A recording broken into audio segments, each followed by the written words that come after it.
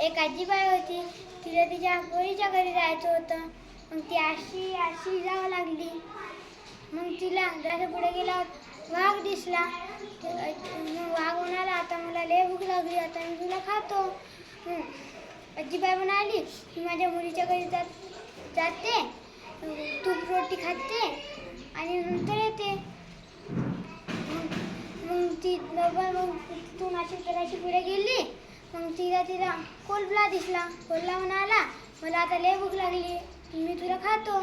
मग आजीबाई म्हणाली,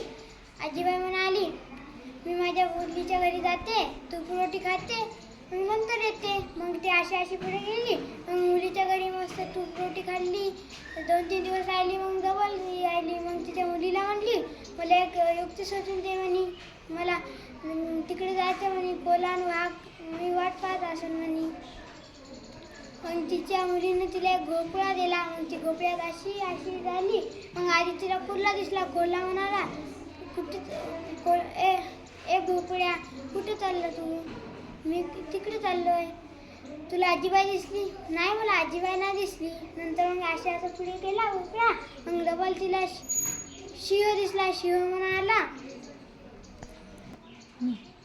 वाघ म्हणाला, तुला आजीबाई दिसली का? नाही, मला आजी नाही दिसली. मग तू पुढे जाऊ लागला. लांडग्याला आणि शिवला त्या आजीबाईचे पाय ओळखू आले. मग ते शिवन कोल्हा म्हणाला, हे आजीबाई, ते भोपळा काढ. मग तिनं भोपळा काढला आणि अशी म्हण आली, कोण माझी डोकी खाणार, कोण माझे पाय खाणार?